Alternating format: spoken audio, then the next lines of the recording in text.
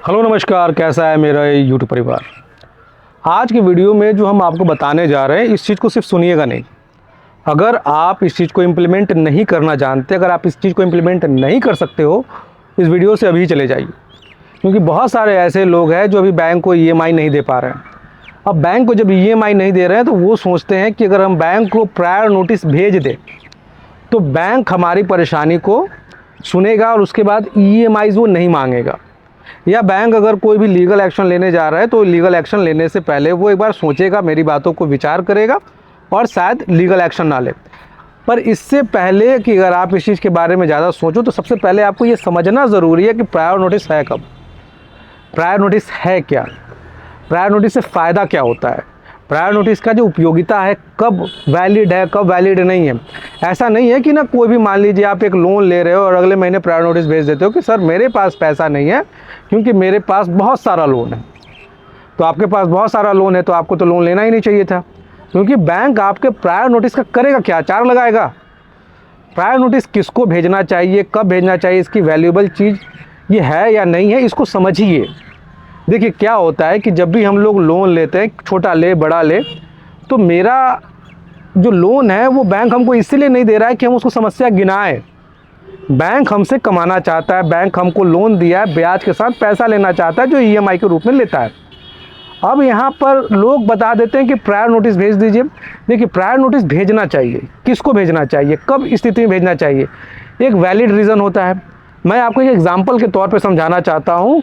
जो मेरे एक सब्सक्राइबर है जिसका मैंने खुद प्रायर नोटिस बना के भेजा था, जिसका जो ज़रूरत है वो बिल्कुल वैलिड था। अगर उनके उस ज़रूरत को लेकर मद्देनज़र लेकर नहीं भेजा जाता तो कहीं ना कहीं उनके साथ समस्याएं आती। बैंक को ये सूचना देना बहुत ज़रूरी था कि इस कस्टमर के साथ समस्या है। देखिए हुआ क्या कि जनवरी के समय में, जनवरी की बात है, जनवरी के समय में उनका जॉब छूट गया। कारण ये था कि मेडिकल इशू था, उनको आउट ऑफ स्टेशन जाना था, जिसके कारण स्कूल से उन्हें छुट्टी नहीं मिली। टीचर थे बेचारे, तो टीचर होने के कारण क्या हुआ, उन्हें जॉब छोड़ना पड़ गया। अब जब जॉब छूट गया, अब वो इंटरव्यू दे रहे थे। इंटरव्यू में जो अगली जॉब की जो बात हुई थी, वो जॉब की जो बात हुई थी वो हुई थी अप्रैल के महीने में।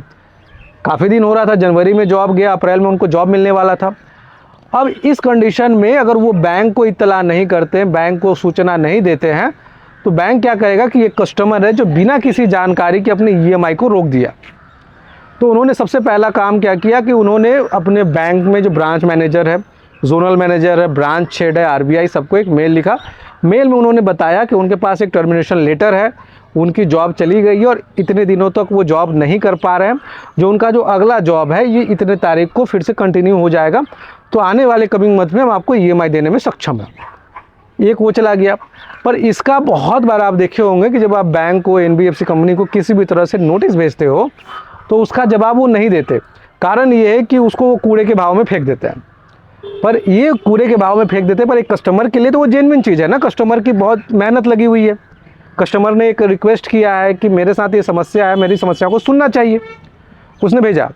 तब क्या किया जाता है, एक प्रायर नोटिस तैयार कराया जाता है, उसमें आपकी सारी बातों को लिखा जाता है कि मेरे साथ ये समस्या आ रही है कि अभी हम पैसे नहीं दे पा रहे।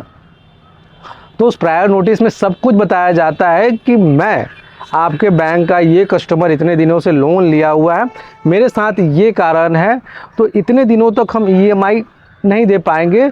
अगर हम इतने दिनों तक ईएमआई नहीं देते तो हमारे जो लोन है उसको एनपीए में जाने का खतरा है। तो हमने आपको पहले सूचना दिया है और सूचना में ये भी बताया जाता है कि इतने दिनों के बाद मेरी नई जॉब लगेगी। और इसमें ये जो नोटिस है सबको भेजा जाता है कि अगर आप कोई भी कानूनी प्रक्रिया करने जा रहे हो, क्योंकि देखिए आप पैसा नहीं दोगे तो सारे 3 महीने के बाद तो एनपीए लग जाता है और उसके बाद 1 महीना इंतज़ार करते। बहुत सारे बैंक तो 3 महीने पे ही करते हैं वो, उसके बाद तुरंत आप पे लीगल एक्शन लेंगे। और जब लीगल एक्शन होता है ना तो देखिए कोई कितना भी बोले, कस्टमर परेशान हो जाता है।